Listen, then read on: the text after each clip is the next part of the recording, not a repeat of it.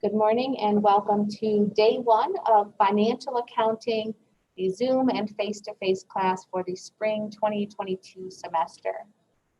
Today will just be an introduction. We will not be covering any course material. We're going to be going through the syllabus, going through what's in Blackboard, what's expected of you, what you can expect of me, how to access your materials, and answering any other questions that you might have. What you're seeing on your screen right now is the home page of our course in Blackboard. So we're going to start today with the syllabus. You can see over in this section, which I call the left-hand navigation panel.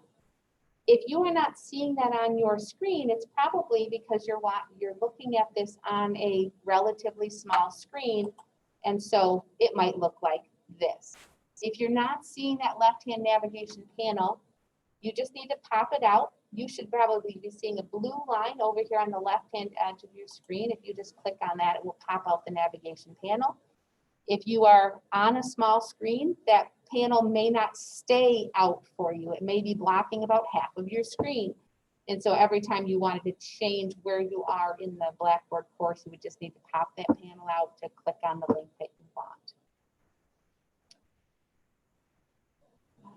We might as well just go down the list here. So there's an announcement section. When I post a new announcement, it will show up to you in Blackboard and you'll see it on the home page in Blackboard before you even get into our course. You'll see that there's a new announcement. The announcements stay there for 1 week after they're posted. But you also will receive those announcements as an email in your JCC email. If you do not know how to access your JCC email, I would be happy to help you with that outside of class time. If you aren't in the habit of checking your JCC email, I would encourage you to follow the directions to forward that to some other email that you do check on a regular basis. And if you're not in the habit of checking email at all, I would encourage you to start, because that is how I will communicate with you. That's how the college will communicate with you. And I would hate to have you miss important information because it's sitting in an unread email. So please do that. Again, if you need help with accessing any of your technology, I would be happy to help you with that outside of class time. Every day after class, I will post an announcement that says, here's what we did today. And I can show you, because the announcements are still in here from last semester. You're welcome, if you wanted to scroll through them. There's not anything in there that's really going to be super helpful for you and give you any kind of a leg up on everyone else. But the announcements from last semester are still in there. And just as an example, this is what you're going to see.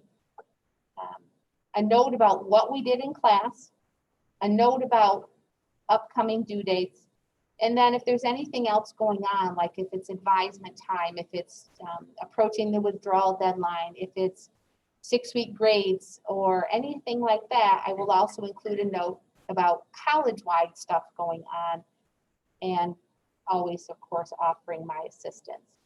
So every day of class, so every Monday, Wednesday for the semester, there will be an announcement. Occasionally there are other ones, but those 30 days of class, you will definitely have an announcement that says, here's what we did. If you missed class, here's what you should be doing to get caught up before you come back to class the next time. For this class, maybe more so than other classes, everything builds from day one. So if you miss a class and come in the next class, you're probably not going to know what's going on unless you've already caught up what you missed. So it is very important, as much as possible, to get caught up quickly before you return to class. I'm not suggesting don't come to class if you're not caught up. I would rather have you be in class and be a little confused. Because I do record all of these classes, it is pretty simple. You just need to set aside about an hour and a half. The videos usually are missing a little bit of class where I might pause the recording for some reason.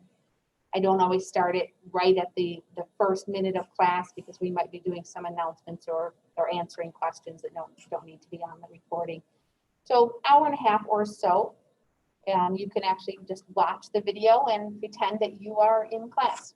I'm just not here live to answer questions, but you can always reach me outside of class time anyway. So that's the announcement section. We're going to spend the next chunk of the class talking about the syllabus. So in the syllabus area, there's the master course syllabus. This goes through what's on that syllabus. That's the college-wide syllabus. So every section of this class, whether it's on Zoom, face-to-face in Olean, Jamestown, Dunkirk, or asynchronous online, the same master course syllabus applies to every section of this course, no matter who's teaching it or where it's being offered. What we are going to be looking at, though, is the instructor syllabus. And so for those of you who are here on campus, I handed you a paper copy of that syllabus. For those of you who are online, I'm going to be sharing the syllabus on the screen, but you also have it here. It's a Word document. If you feel compelled, certainly print it out if you would like. But I'm going to go to the paper copy of the syllabus right now, and we're going to go through this. So this is financial accounting. It is the first of 2 semesters of accounting that are required for anyone seeking a business degree from JCC. The first semester, I didn't bring my physical copy of my book with me today, but the first semester we covered chapters 1 through 14 in a book called Financial and Managerial Accounting. And in the second semester, we covered chapters 15 through 28. So it's over 1,400 pages of the book. The book itself weighs about 5 pounds, I'm pretty sure. There is a hard copy of the book that exists. They can be purchased, but they're super expensive, especially if you want a new one. They're over $300. I don't encourage you to buy one. We'll be talking about what you do need to buy for this class in just a moment. So most of you, I assume maybe all of you are here because you're business majors or you're at least exploring, considering a business major. And so for most of you, you will be taking the 2-semester sequence of accounting, and this is the first step. As you know, because you're all here, class meets from 9 to 10:40 every Monday, Wednesday morning, except as noted on the syllabus. We'll get to that on page 3. I will normally start class right at 9 o'clock. I do have office hours, as you can see, right before and after this class. I have the second semester of accounting meets Tuesday, Thursday at the same time. And so every day, Monday through Thursday, I have office hours before and after my accounting class on that day. Those are by no means the only hours that I'm available. We are required to post 8 hours for the semester as full-time faculty, and so those are my 8 hours. But clearly, I'm working beyond those hours, and for those of you who have tried to reach me already, you know that I am usually very responsive. If you send me an email, the email comes in on my phone. I don't sleep a lot, so when you email me, I will generally be able to get back to you right away. Do not worry about whether it's evening or weekend. If you have a question, if you need to touch base with me about something, if you need to meet with me outside of these office hours, please just ask. I am very available. I know that many of you, maybe all of you, have jobs and lives outside of school. And so I try to be as flexible as I can be to help you when you need help. If Thursday night at 8 o'clock is when you have time to be working on your accounting homework and you have a question, I want to be able to answer you right away if I can. So don't worry about sending me an email outside of the regular work day, because honestly, if I'm not available, I'm not going to be checking my email. And most of the time when people have a question, it's something that I can read the question and just answer because it's probably a question I've had before. So sometimes I do need to be able to get to my computer and get into the software that we use. And I might just send you an email and say, I can't answer this right away. I'll get back to you, when I'm at my computer, or get back to you in the morning, or whatever it is. But please just ask if you have a question, and I will get back to you as soon as I can. If you do want to work through something with me like a homework problem for this class, the easiest way to do that generally is on Zoom, because you can share your screen and we can talk through whatever it is you're working on. It's not required. I think I'm pretty adept at answering questions by email because I've been doing it for 20 some years at this point. The Zoom link for class here is a hot link, so you can always use that. But of course, you found the link. For those of you who were on Zoom this morning, you found the link already in Blackboard. But this is the same link. This is a link for my Zoom office hours. So if you have an appointment, then I'll talk about appointments shortly. But if you have an appointment, I will have that Zoom meeting room, my Zoom link for office hours, I will have that open. If you do not have an appointment, whether it's during office hours or not, if no one has an appointment, I will generally not have that link open because Zoom will just drop it due to inactivity. I think it's 40 minutes. So if I were to open it at 8 o'clock and nobody else came in at 8:40, it's just going to drop the link anyway. It's going to turn it off. So I don't normally turn it on unless someone has an appointment. That being said, if you click on that link, I get an email. If I don't have a link open, I get an email that says so-and-so has joined your personal meeting room. Someone, I don't know who because it was not a real name, but someone, maybe in this class or not, whose username on Zoom was Deception, clicked on the link at 4:46 this morning, and I got an email that said Deception has joined your meeting room. I didn't open the link. I didn't open the meeting room and started at that point. Mostly because the person didn't have a real name. So if it had said, that you had joined my meeting room and I was awake, I probably would have just turned it on. But don't expect a lot of response from me if I don't know who you are. I assume that's spam. I assume that's someone who just somehow happened on the link and clicked it without realizing what would happen. I don't know. Normally, if I see an email that says somebody clicked on the link, if it's been a little while, I will send you an email that says, I see you clicked on the link. Did you need anything? And more often than not, the person says, no, I just clicked on it accidentally or whatever.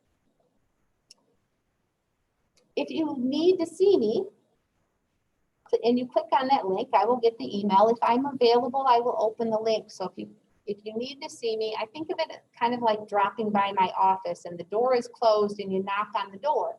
If I'm in there and available, I will open the door. If I'm available, I will open the Zoom room and let you in from the waiting room. So if you do want to see me at just kind of a drop-in like that, click on the link and give me 2 minutes. And if I haven't opened the link in 2 minutes, that means I'm not available and there's no point in hanging around waiting for me anymore. Does that make sense? So feel free to use that. Again, whether it's morning, noon, or night, you're welcome to try to reach me, and I will be happy to accommodate you whenever I can.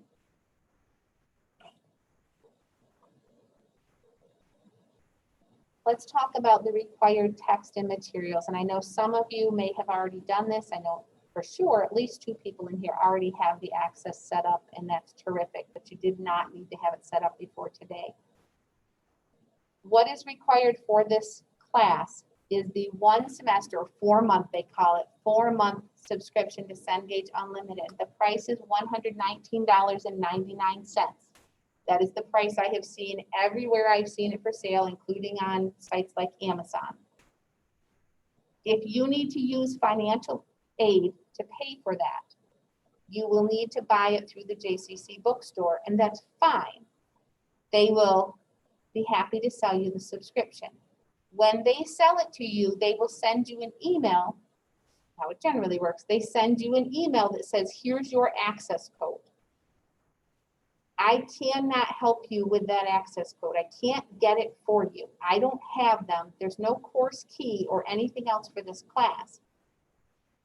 If you choose to buy the subscription from any place other than where I'm going to show you or talk you through how to do it, you have to get that access code. Now, if you buy it from the bookstore and they're giving you trouble about it, I will be happy to contact them for you, but please don't come to me and ask me for the code. There's no code that I can provide you. It does not exist for this class. And I'll show you why. Going back to Blackboard, and I'm going to go into the area that says Cengage content. What you see here in Blackboard is a link to a document that walks you through step by step with screenshots. This is what it's going to look like. Here's how to get access. If you don't need to buy the code through the bookstore, the easiest way to do it is just right here, the link to the Cengage content. This user guide is about 80 pages long. It covers pretty much anything you might want to know. How do I do this in the software? I don't encourage you to print it out, and you won't need to refer to it very often, if at all, but it is there in case you need it. When you click on this Cengage link to Cengage content, when you click on it the first time, so the Cengage See Now is integrated right into Blackboard. When you click on this the first time, it's going to ask you to set up an account. If you already have an account with Cengage, if you've already used something like this in a previous semester, you could just log in. There's a separate little smaller print button or link for logging in when you already have an account, and you can do that. If you have never set up an account with Cengage, you just need to set up an account. They'll send you a confirmation email, and you just need to go through putting in the code and so on to set up your account. Because you're buying it, if you choose to do it this way, which is the easiest, because you buy it through Blackboard in my course, you don't have to tell Cengage that it's for my course. It will already know you're setting up access for my class. Now, it is a Cengage Unlimited subscription, and the reason I do that is because it's the cheapest way to get what we need. I mentioned the hard copy of the book is like $300 if you buy it new, and then you'd still need access to the homework platform. The $120 is I know it sounds like a lot of money, but it's a bargain price compared to buying things separately. Also, if you use it for my class this semester, you can continue to use it from my class for managerial accounting in the second semester, and there's no extra cost. So even though it's a 4-month subscription, it works for both classes. In the semester that you buy that subscription, it works for literally thousands of Cengage titles. So if any of your other classes this semester are using Cengage textbooks, before you buy the textbook, check your Cengage Unlimited subscription and see if that textbook is on there. And chances are it is. Not every single title, Cengage title, is on there, but thousands are. And so please check. For example, I know that Dr. Forney, who teaches business classes for JCC as well, is using at least 2 Cengage titles this semester.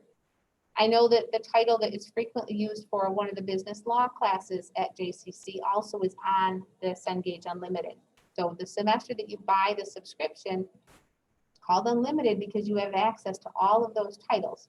They're ebooks, but you can actually rent up to 4 hard copies for $7.99. That covers the shipping. They ship it to you. You've got it for the 4 months, and then they give you a mailer to ship it back to them.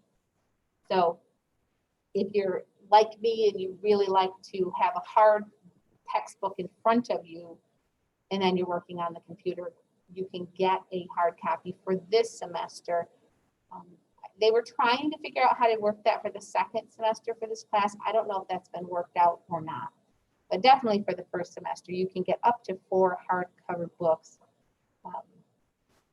for just $8, and that covers the shipping. After you set up the account and purchase the Cengage Unlimited subscription,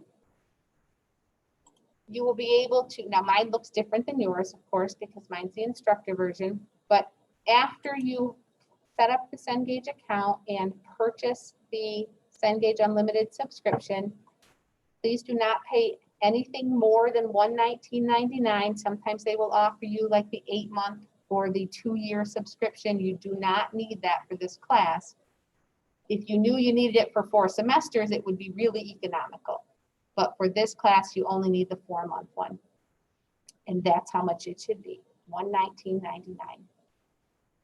I have not seen it anywhere else for any different price. If you buy it through the JCC bookstore, if you buy it through Amazon, that's how much it is. If you see it for less, I would be very suspect. That's probably not a good deal for you. But if you do find it somewhere else and it's less expensive and it's legitimate, let me know. I would be happy to share that information with the rest of the classes.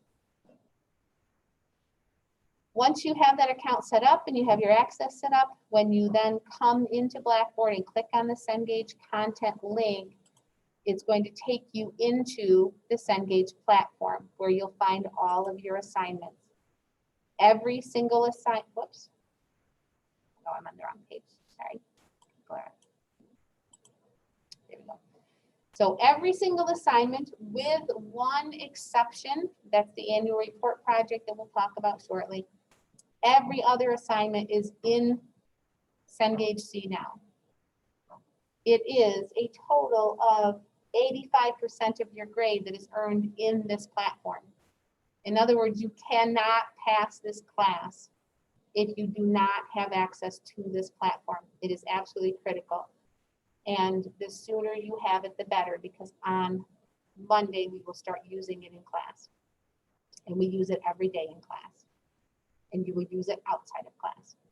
So please make sure that you have access. If there's any kind of an issue, just let me know. You can set up a preview, a free preview for 1 week. If there's a delay in you being able to purchase it for some reason, please set up that preview week. If acquiring it presents a particular problem for you, please reach out to me and let me know that.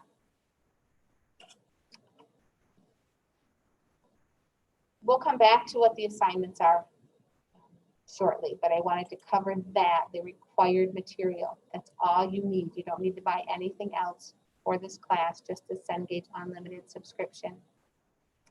As I mentioned at the beginning of class, because my long time financial calculator that I used since I was in graduate school the first time, actually broke last semester, just wore out because it was really old.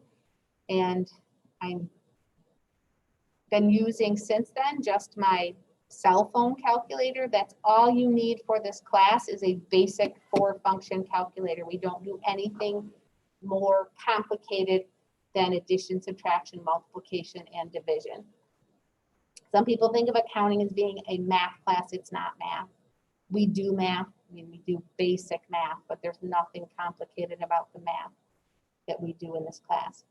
You will want to also have a calculator, certainly because you're on a computer, you could just use the built-in little calculator on the computer if you find that easy, or the calculator on your cell phone or any other calculator you choose to use will be fine. Any questions so far? I said today's really going to be you listening to me talk about the class, but I want you to ask questions if you have them.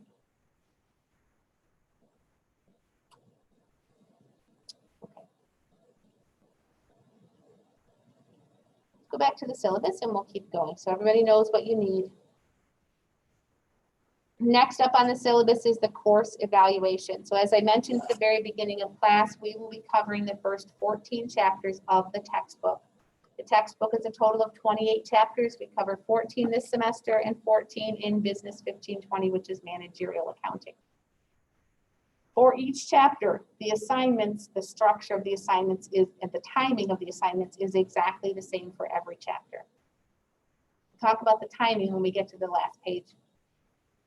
But the structure is we take you take a pre-quiz. To earn credit for the pre-quiz, you need to score a 60% or higher. You have unlimited attempts to change your answer to the questions on the pre-quiz to get to that 60%. Just do not hit submit for grading until you reach the 60%. You can see what your score is, and you can just keep trying until you get there. If you get to 60%, it's as much credit as if you score a 100%. If you score a 59%, you get no credit, but you can do it as many times as you want, as many times as it takes to get to that 60%. Also, as you can see under the exam dates information, every single thing you do for this class will be open book and open notes. You are expected to use your textbook whenever you need to. That includes the pre-quiz, it includes exams. And of course, any other assignments that you do. I expect you to use your textbook. As a warning, and we'll talk about this more as we get closer to exam one, but as a warning, if you've never opened the textbook, you've never read anything, you haven't done the exercises and the problems and the quizzes and so on, you do not have time on the exam to look up every answer. In fact, most answers can't be looked up, they have to be worked out. And so if you haven't done anything to prepare for the exam, having open book and open notes is not going to save you. So you need to be prepared. We'll talk about that again as we get closer to each exam. So you take a pre-quiz, and then during class, we spend 2 days for each chapter. Some of the chapters run a little bit longer than 2 days, but I budget 2 days for them, and then we do the best we can to stay on track. During class, we work on the exercises. We do most of the exercises together during class. You still have to do them. They're in Cengage. I will be sharing mine on the screen. You'll be working on yours at the same time that we're doing it together. And then at the end of the chapter, you submit it for grading. You can see your grade. So there's really no reason, I already talked about the pre-quiz, there's no reason not to get full credit, 10% of your grade for those pre-quizzes, because you can do it as many times as it takes to get credit. So there's no reason not to get full credit on those. The exercises, you can see your grade. It tells you which answers are wrong. So, and we do most of them together. So there's no reason not to get full credit on those exercises, because again, you just don't submit it for grading until you get the score that you want. So that's another 10%. The problems, and I think that rather than saying continuing problem, I think that should say mastery problem, but the problems are another 15% of your grade. Same deal, you can see your grade as you're working on it. You click check my work, it tells you if your answer is right or wrong, so you can keep working on it. If you need more time or more help, you can ask for help on any of this, the pre-quiz, the exercises, and the problems. I will be happy to help. You're also welcome to work with anyone else in the class or outside of the class on those 3 assignments, pre-quiz, exercises, problems. You're welcome to work with others and ask me for help. I will be happy to help. And so really, if you do this the way it's designed, 35% of the grade is totally available to you to earn 100% of that credit, and you will know as you work on each assignment, you'll be able to confirm before you even submit it that you've earned all the points that you have coming. Okay. The annual report we'll talk about separately. That's the one item that is not done in CNOW. That's the one item that is in Blackboard only. And then the exams. So we have 5 exams. Each exam covers 3 chapters, except exam 4, which covers only 2 chapters. So the exams are the only thing that you are working on your own. You're not allowed to accept help from anybody else or offer help to somebody else. They're the only thing that you can't, that in CNOW, that you can't see your grade as you're working on it. You will know what your grade was as soon as you finish the exam and hit submit for grading. And then after everyone has completed the exam, then you can go in and review the exam and see what you missed. The other items, pre-quiz exercises and problems, are all set so that you can review them right after you submit them. So if for some reason you did submit without getting full credit, you can immediately go in and review and see what you missed, what the correct answer was, and an explanation of how that answer was found generally. No comprehensive final exam for this class, so the 5 exams each cover only the chapters that immediately precede that exam, except, you know, as I mentioned, especially the early chapters, you build from one to the next. So although I don't technically test on chapter 1 on exam 4, the stuff from exam 1 is needed for exam 4, even though there aren't strictly exam for chapter 1 questions. Everyone good so far?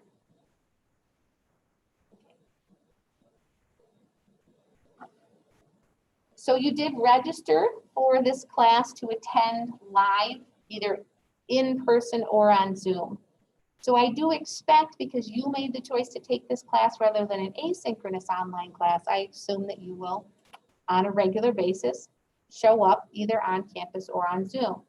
For people who are attending on campus, if there's a day, I assume that you all know that you have to do the screening before you come to campus. If there's a day that you just aren't feeling well and can't pass the screening, then you can join on Zoom.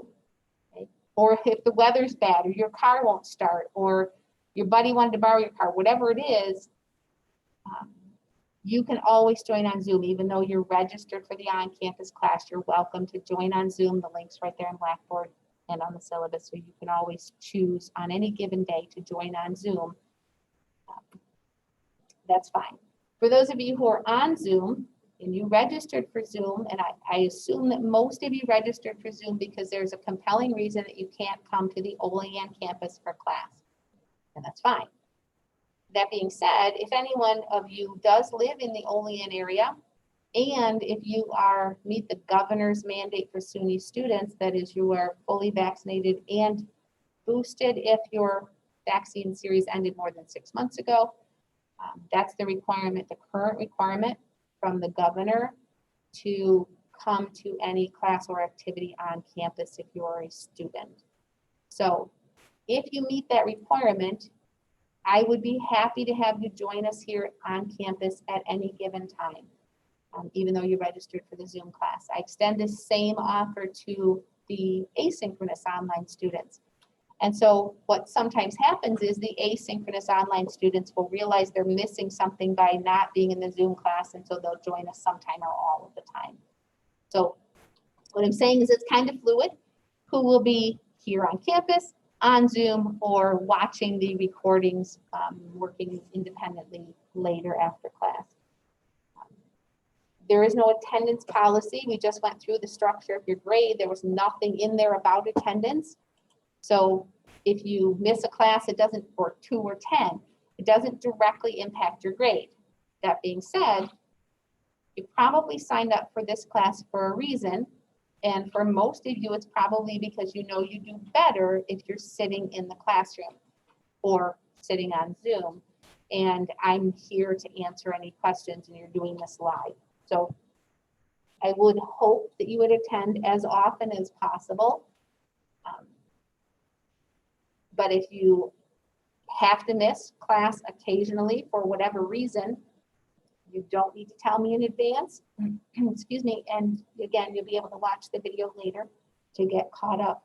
Hopefully you get caught up before the next class meeting. Excuse me.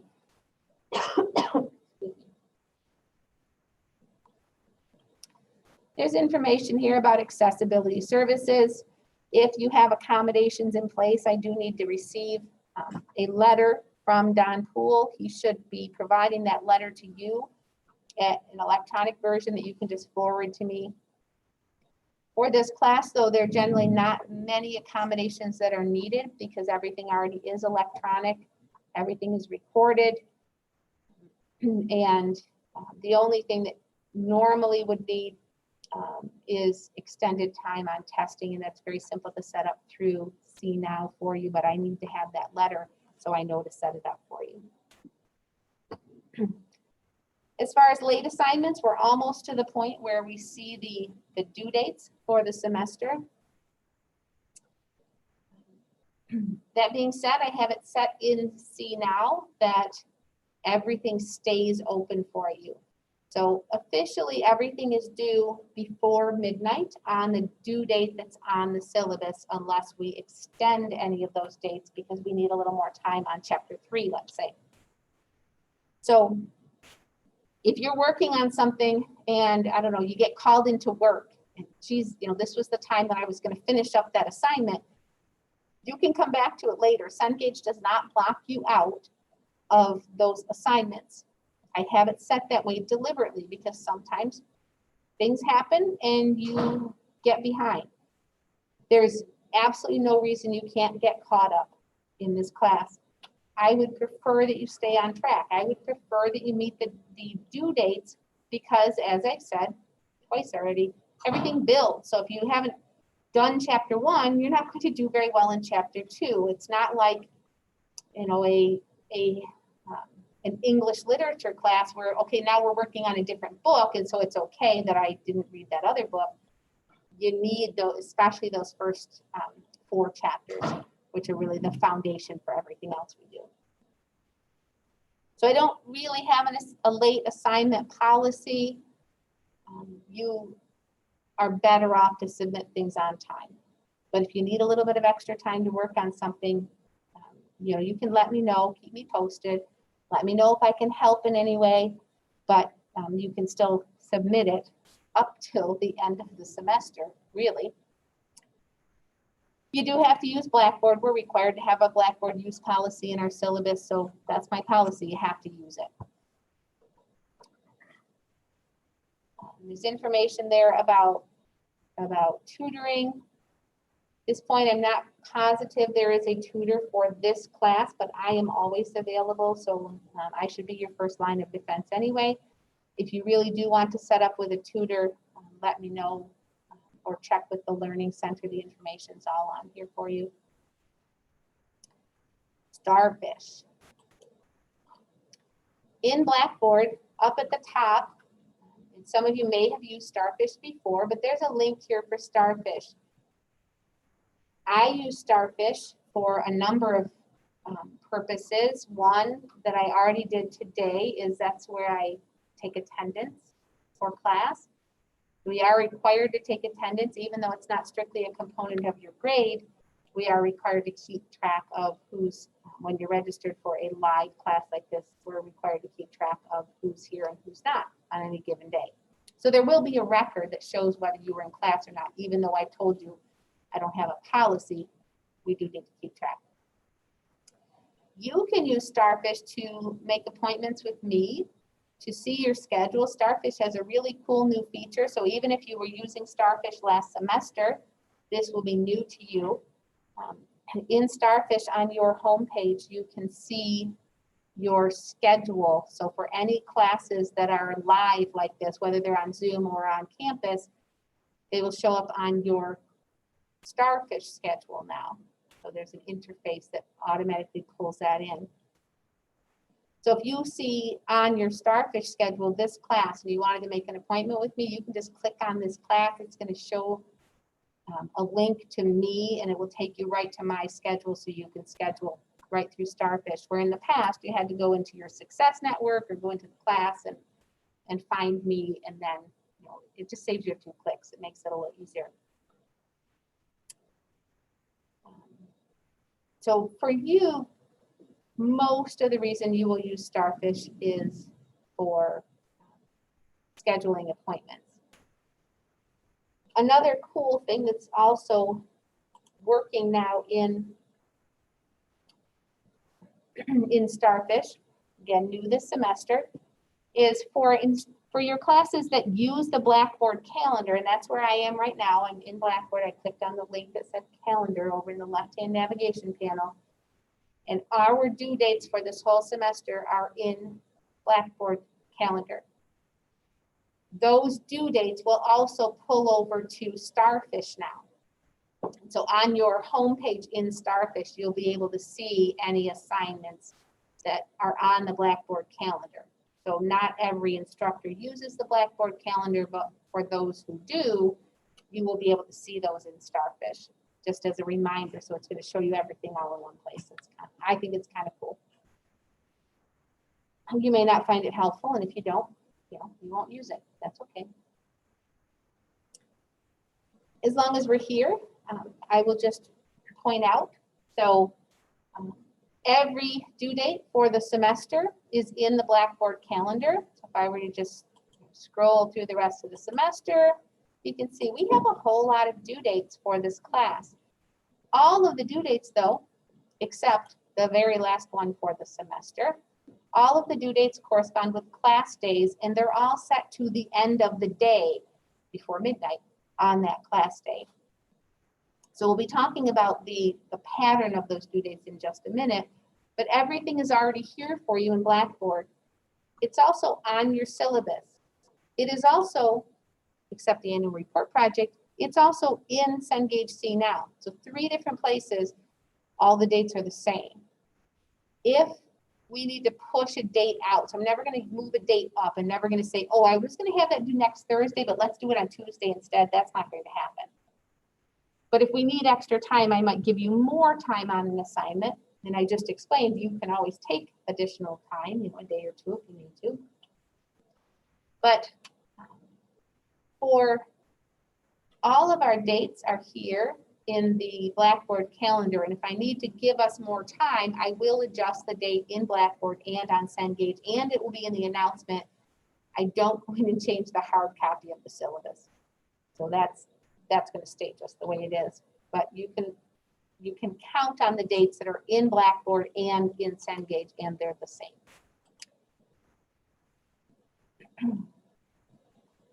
And now you can see them in Starfish. So 4 different places you can see the due dates. If you ever have a question about when something is due, oh, and there's a 5th because I put them in the announcements. So 5 different places. No reason for not knowing when something is due for this class because it's all over the place. And every class, at the beginning of class after today, every class I will start with that Blackboard calendar on the screen like it is now, and I will say, here's what's due today, here's what's coming up. Because pretty much every Monday, Wednesday for the semester that we have class, you have something due. And sometimes it's 2 things. And as you can see, next 2 weeks from now, there are 3 things due on the same day.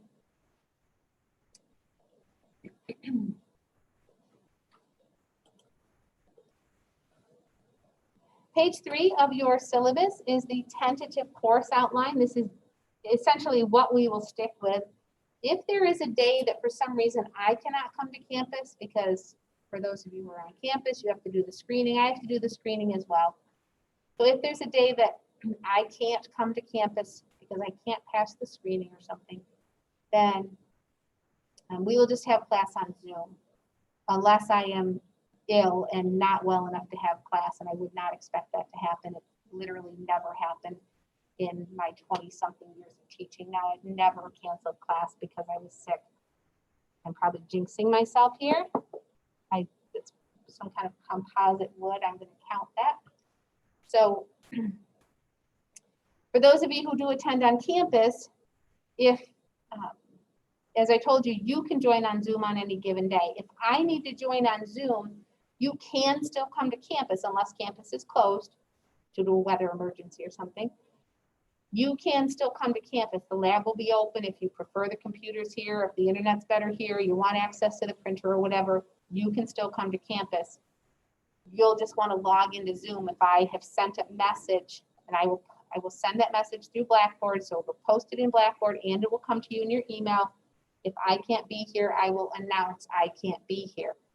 You can still come, but you'll need to log into Zoom on the computers here, or you can just choose to stay home, which you can do any day. But I wouldn't anticipate that happening. But with COVID, I guess it could happen that I could get quarantined or something crazy like that. So other than that, I would anticipate being here every class day for the semester. This page then shows every Monday, Wednesday date. So if there is no class on a Monday or a Wednesday, I have indicated that. So February 21st is President's Day. You have no classes Monday or Tuesday of that week. In April, corresponding with Easter, we have spring recess, and there is an entire week that there are no classes. You can see the pattern. We are covering each chapter in 2 class periods. Again, we might occasionally, for just a couple chapters, need a little bit more time, and it will be made very clear to you if any of the due dates are changing because we need additional time. 30 class meetings during the semester. This is the first one, then 2 for each chapter through 14 chapters. That takes us through the 29th class. The final class of the semester is Wednesday, May 11th. And you'll notice it is labeled optional review class if needed. That would really only be needed if there was a day that class had to be canceled altogether and there was no other option. Generally speaking, that class is really just if you have questions as you're wrapping up the semester, you can come to class, but it's never been the case that there's been new material introduced on that final day of class, because at that point you should be finishing up and taking the last exam. You can see that there are the exam windows, what I call the exam window, for each one of the 5 exams is already given here. It's a 4-day period, Thursday through Sunday. After you've turned in the problem for the last chapter that's on that exam. We'll talk about that more as we get into the middle of February and approach our first exam. But you can count on these weekends. At some point during that weekend or prior, you need to plan to take the exam. Okay, so that first exam is actually on President's Weekend. If you plan to go on vacation or something like that over that long weekend, most of the public schools have Monday and Tuesday off generally that week. Some of the schools may still have that full week off. If you have children or siblings and your family's planning to go on vacation, you'll need to plan to take that exam before you leave. Okay? Just takes planning. Every single assignment is currently available to you in Blackboard for the annual report project and in Cengage for everything else. So there's no reason for you to not be able to work ahead if you know that personal plans are going to require you to miss class or something. Everything is out there. Please do not click on the exams and start any of them until you've done the material that's on the exam. That's a bad plan. And it's happened. That's why I'm mentioning it. Please don't do that. If it happens accidentally, please tell me. Next, last page of the syllabus. This is the first of the 5 or 6 or however many places we just said you can find the due dates. As I said, I'm not going to be updating this physical document with any changes, but they will be updated in all the places that count on the Blackboard calendar and in Cengage. But if we stay on track with 2 days for each semester or each chapter, these are the due dates that will apply throughout the semester. Most of the time, if anything changes, it's a due date for the exercises that you might be given an extra day, or they might get pushed to the next class day. So here's the pattern. I told you I would explain the pattern for these due dates so that you know how things work. The day that we start the chapter, so Monday is our next class, that's January 24th, we'll be starting chapter 1. Before midnight on January 24th, you should have taken the pre-quiz in See Now, earned a 60% or higher, and submitted it for grading to get that full credit. In class, and that's before midnight, so you don't have to have it done before class. It should be done by the end of that day. Some people find it easier to be in class that first day. It makes the pre-quizzes a little easier. The point of the pre-quizzes is that I want you to be thinking about and looking at the chapter before we start talking about it in class, because I like class for the most part to be doing what I think of as doing accounting, not telling you what the book says about it, because you should be reading what the book says about it. So the pre-quiz is due when we start the chapter. The 2 days that we're working on the chapter together, as I already mentioned, we will be doing most, and for most of the chapters, we do all the exercises together on the 2 days that we're working on the chapter. So we do about 5 exercises a day. And sometimes the beginning of the chapter takes a little longer, so it's 4 and 6, but there are 10 exercises for each chapter. Most of the time, we do all of them together. In the early chapters where there's more foundational terminology kind of stuff, there might be some that we talk about in class and I ask you to finish up on your own. But most of the time we do all of them together. And so the exercises are due, should be submitted for grading on the second day or the last day that we're working on that chapter. And if you're in class or watch the videos, then you'll have all of them done. Then the next class day, we're starting the next chapter and you have a problem due. So the following Monday, we'll be starting chapter 2. So the pre-quiz is due for chapter 2 and the problem, which is done independently outside of class, is also due. So that's why you see the 2 things due on the same day. It's the problem from the chapter we just finished and the pre-quiz for the chapter that we're just starting. Any questions so far? They all do it. They're all due before everything. Absolutely everything is expected to be submitted by the end of the day. So Blackboard sets at 11:59. I think Cengage calls it 11:55 is the latest time you can pick, but it's fine. Whatever's fine. And if you're working on it at midnight, please do not just hit submit if you're not done. You can keep working on it. There's no late penalty. And if you really just need to go to bed, or like I said, you get called into work or something happens, just finish it the next day. Try to stay on track, do the best you can. You'll be better off in the long run if you can stay on track with these due dates. Because we have something like 60 due dates, or 60 assignments throughout the semester. I have to do the math to tell you exactly how many, but it's a bunch. Now I'm just curious, I have to do the quick math here. So it's 53 separate things due during the semester. So if you get behind, it's hard to get caught back up. You can do it, but it's hard. Better off to just stay on track. We're going to talk about the annual report project, but what you will notice is we have a due date. The first due date for that is not this coming Monday, but the following Monday. And then the rest of the due dates, the other 5 due dates, correspond with the last day for each exam. So part 1 of the project is due February 20th. That's the same time that exam 1 is due. Not meant that you're doing the project during the time window. You have the exams, there's a 3-hour time limit unless you have accommodations. So I do not expect that you're working on the project during that 3 hours.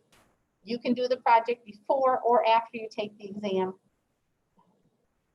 It's totally up to you. They just happen to both be due at the same time because what's on the project, each part of the project corresponds with the chapters that are on that exam, and that's what we're going to talk about next. Okay, so everybody understand? Again, all the due dates are in the Blackboard calendar. They're all on the syllabus. They're all in Cengage. They're all going to show up for you in Starfish. And they'll be in the announcement each day. When I post the announcement, I'll have the due dates for like the next week, just as a reminder, because that will come in your email.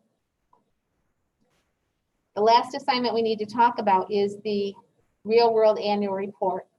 You can see there's a whole separate area here in Blackboard. There's a description of the project. What's due next Monday, 31st, is this first step, choosing a company for your annual report project. And I can see, oh no, sorry. I'm just gonna be deleting these. My apologies, I didn't realize these came over. These are from a previous semester. That's why they say anonymous. So these should not have come over. In case you missed the announcement yesterday, Microsoft is buying out Activision Blizzard for like $62 billion or something. If you're a gamer, that's interesting. I've had people choose Activision Blizzard for their project a few times. You can still choose Activision Blizzard. It might be interesting to do for a project now. It'll take a little bit of time for that sale to go through, so you'll still be able to look at last year's reports for Activision Blizzard. But if you're a gamer, you might be, I don't know what that means that Microsoft is buying it out. I don't know if it'll be better or worse, but if you're a fan of their games, it's something to watch. Thank you, Mike, for having already taken the initiative to post your company. So let's go back to the description here so that you know what you need to do, because this may be the first thing you want to do for this class as far as an assignment. When we look at the instructions for the assignment, you'll notice that they say something about as a team or with your team. This is not a team project for this class. I have tried having it be a group project. It does not work well. So we are not doing it as a group. Everyone does your own project. Please disregard anywhere that the instructions from the textbook say as a group or with your team. It's an individual project. You are going to choose a company at the beginning of the semester, and you will use that same company throughout the semester. There are 2 chapters that the assignment says to use a specific company, which is likely not your company. So it's chapter 4 and then I think 14 that, I think it's 4 and 14 that tell you to use a specific company. Other than that, the company you choose on this discussion board will be the company that you use for the rest of the semester. The requirements, in order to use them for your company, the requirement is it must be publicly traded in the United States. It must be publicly traded in the United States. If you don't know how to determine that, I'm going to show you if I can get a tab open here. So I'm just going to Google Microsoft. And so for most companies that are of any size, if you just type the name into your search bar in whatever search engine you choose, you're going to see a block like this that's about the company, as well as whatever the search returns. I can tell just looking at this that Microsoft is publicly traded. How do I know that? Because it's got a stock price and a trading symbol, MSFT, and it tells me it's traded on the NASDAQ. So I know that's publicly traded in the United States. What you're looking for is a stock that's traded on the NASDAQ, National Association of Securities Dealers Automated Quotation System, is what that stands for. NASDAQ is not a physical place. If you've taken economics, you should know that a market is anything that brings together a buyer and a seller. NASDAQ is one of those virtual markets. So there's no physical location like the New York Stock Exchange, which probably everyone knows where that's located, right? Anyone know where the New York Stock Exchange is located? Oh, it's in New York. What street is it on? Think Wall about Street. it. Wall Street, thank you. It's on Wall Street. So that's why when you're talking about businesses and stocks, you're talking about what is Wall Street, what does the street think? Because the New York Stock Exchange, which is the grandfather of them all in this country, that's where it's physically located. So you're looking for a stock that either says NASDAQ or NYSE and a trading symbol and a stock price. That's the easiest, fastest way to know if something's publicly traded. If you are not 100% sure, check. If you Google the name of or search for the name of the company and, oh look, there's the information on Activision Blizzard. If you search for the name of the company, it doesn't bring up one of these boxes. What are you going to do? Well, what would you do if this was something outside of class? You're going to use the tools you have, and you're just going to expand your search a little bit and say, is Microsoft publicly traded? And you'll find the answer. You need a company that is currently publicly traded, not one that was publicly traded until 5 years ago and then it was bought out or taken private. It needs to be currently publicly traded. I'm making all of these comments because I've had situations like this in the past. commercial go, I know a thing or two because I've seen a thing or two. Okay. What is that? It's an insurance company. You've probably seen the commercials. They're funny commercials. Publicly traded in the United States, must be. And you also cannot choose a company that has already been chosen by someone else in the class, because I am selfish and I don't want to read 20 versions of the same project. That would be kind of boring. I like when people choose companies that are kind of off the beaten path, ones that I might not know a lot about, because then I get to learn more about them. I want you to choose a company that's of interest to you. Could be a company that you hope to work for one day, you like the products they sell, you hate the company and you're hoping that the project turns up negative information about them, whatever. When you are ready to choose your company, when you've thought about, gee, maybe I'll do X company, you're going to come to this discussion board.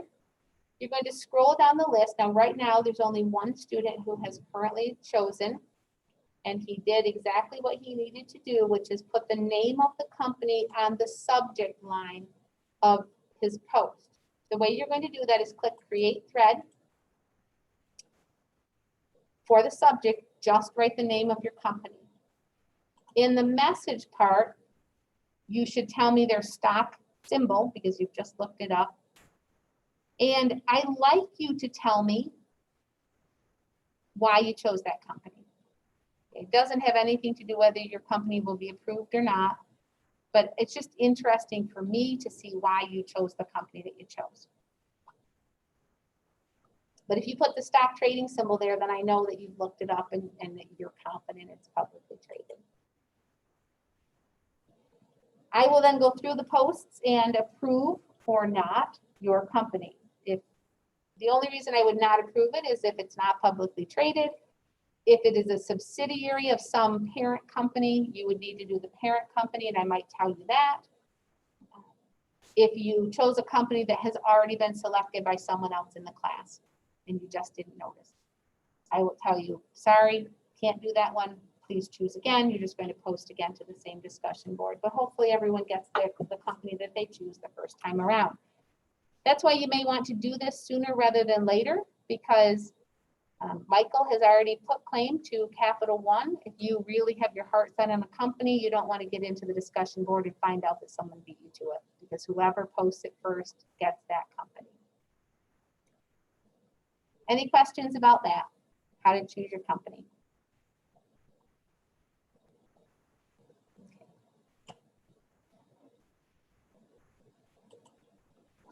Then there is a separate folder for each part, and again, each part corresponds with the exam. So exam 1 is due February 20th, part 1 of the project is due February 20th. And what you'll see in each folder, format's the same. The top link tells you where you can find these in your textbook, but because most or all of you will just be using the ebook, that's not as easy for you to find them and see them. And so I have snipped out of the textbook the entire assignment. So these are just snips from the textbook. So that link doesn't work because that's not an actual hot link. For each chapter, it tells you to select a company. I'm telling you, use the company that you got approved. Do not change companies each chapter. You're going to use the one that's already approved. Each project has a part from each chapter. So exam 1 is on chapters 1, 2, and 3. There's a project, mini project that goes with chapter 1, chapter 2, and chapter 3. Occasionally, I couldn't snip the whole thing in one snip because either it went onto 2 pages or it was just too long. And so sometimes there are 2 separate pieces for each chapter. Make sure you're doing everything that's required on the project. I've had people turn in for project 1 only the stuff from chapter 1 because they just didn't scroll down to see the rest of it. Make sure you do all 3 parts for each of the project. It does not need to be in paragraph form or complete sentences, it is perfectly fine with me if you write, what you're probably going to do is start a Word document, your name at the top, project number 1, chapter 1, number 1 through 6, answer the questions. Then write chapter 2, number 1 through 6, answer the questions. Okay? You do not have to put them in full sentence or in paragraph form, but I do need to be able to tell what it is you're answering. I'll mention this again as it gets a little closer, but keep in mind that the vast majority, if not all, financial statements for publicly traded companies, the numbers that you see on those financial statements are not in dollars. They're usually in thousands or millions. And so you'll need to make sure you're appropriately labeling your answers. When it asks a question like, what amount of total assets? If you tell me they have Microsoft has $1,000 in total assets, I'm going to think you are not paying any attention to what you just wrote. I just told you they're paying $62 billion for Activision. There's no way they only have $1,000. It's not even in thousands. It's in millions or probably not billions. You'll see more zeros than that. But please make sure you pay attention to the labeling. That's one of the things that people frequently miss on their first project. Okay, so you'll see the folder for each of the 5 projects. What works for some people find this really helpful. We finish chapter 1 in class next week, then they do the project for chapter 1. Don't turn it in at that point, but just create your Word document and answer the questions for chapter 1. Then the next week we do chapter 2 and you add chapter 2 to that Word document that you already started. Please make sure when you turn it in that you're using a Word document. If you don't have Microsoft Office, you can download it for free or use the online version for free because you're a student. If you submit it in some crazy, WordPerfect document, for example, I can't open it and you can't get any credit for it. Do not send me a link to your Google Drive. It has to be a static document. I wasn't born yesterday. I know that if you send me a link to your Google Drive, you can then work on it the next 3 days until I get around to grading it. It has to be something that is in a static form, meaning you can't change it after you submit it. Do not send me a link to your Google Drive. You won't get any credit for that. Questions, anybody? Okay, so go ahead anytime you want. If you want to post your company name right now, you're welcome to do that. Michael posted his last night, but if you're in there and want to post it right now to make sure you get the one you want, feel free to do that. But I'll keep going. So we've talked about all of the assignments. You know the structure and the timing of every assignment. Pre-quiz, exercises, problems, and a report, project, and exams. One thing I have not mentioned, for each exam, and I'm no longer in the Cengage thing, but for each exam, as you are preparing for the exam, which you'll decide for you what that means. Do you reread the summaries of each chapter and skim through the exercises or go over your notes? But I have created some extra assignments for you. Page 2 for that. So, and again, yours looks very different than mine. So I'm not trying to show you what yours will look like. When you go into See Now, you will see 3 tabs. There's one that says all assignments. There's one that says assignments I can take now, which I think is the default. And then there's one that says assignments I can practice now. The assignments I'm just mentioning now, and I'll talk about again in February, these assignments do not show up on the assignments I can take because they're not graded. But there is a practice set of exercises for each exam. I would encourage you to work on those practice exercises to make sure that you're on board with what's on the exam. I made the exams and then I looked at what's on the exam and I went in and made the practice set. If you can do the practice set, you'll be fine on the doing of accounting part of the exam. Each exam has some multiple choice questions that are more conceptual, and then it has the exercises very much like what we do in class. So you can review the ones you did in class, but you can also do these practice ones. And as with anything else, if you have questions on the practice ones, I'd be happy to answer them or help you with those. They're not graded. I can see who did them, but I don't necessarily look to see who did them unless you say to me, you know, I didn't do very well on exam 1. What can I do to do better the next time? I'm going to go look to see if you tried the practice set. And if you didn't, that's going to be the first thing that I say.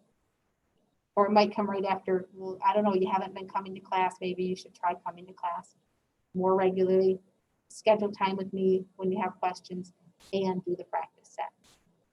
So I'm just kind of trying to head those questions off now to help you before you don't do well on exam 1 and then you're wondering what you can do better.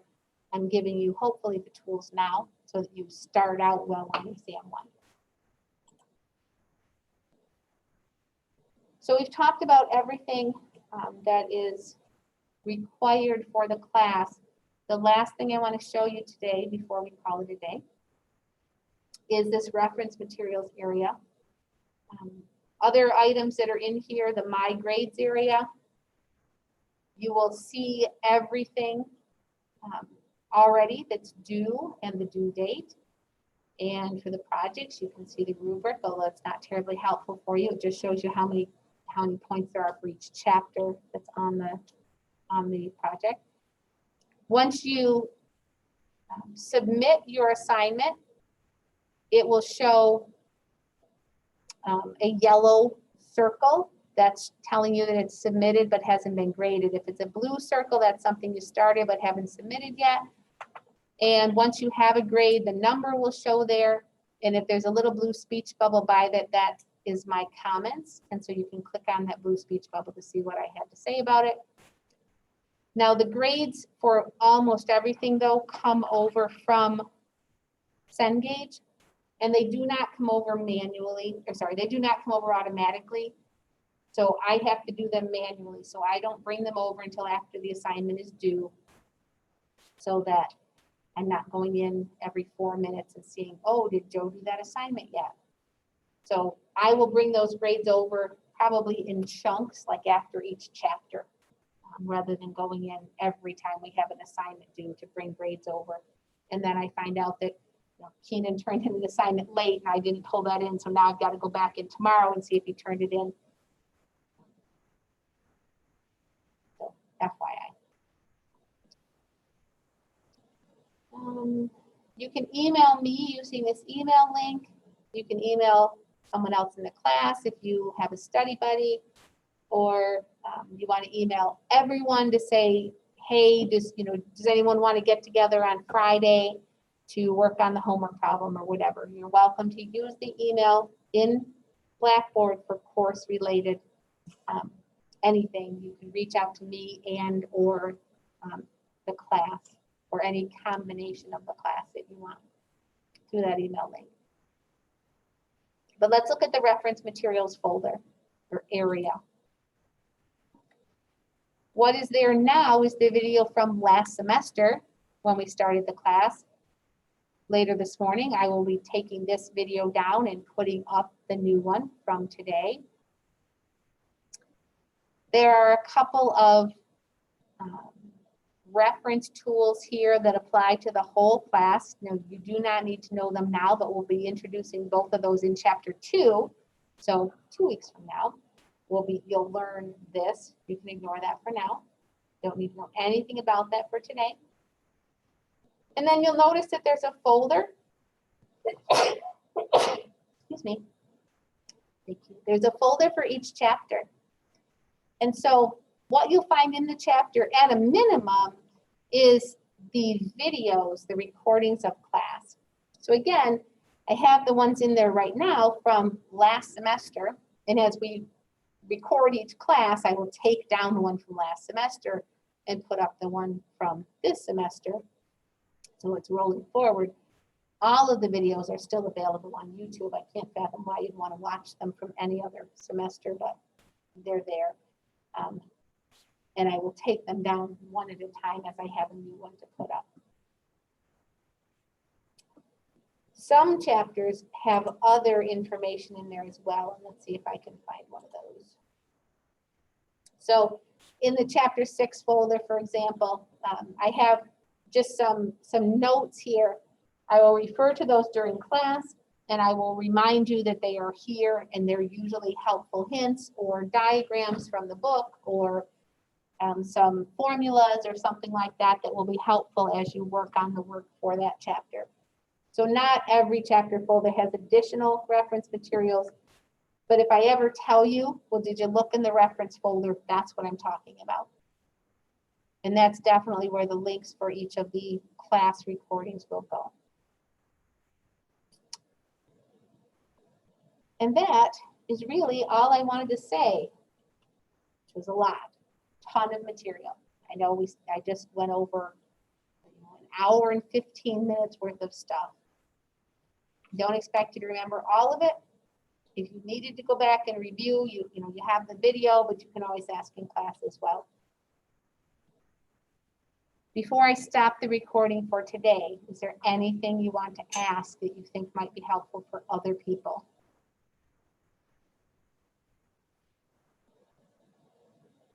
All right, well, I will stop the recording for today then.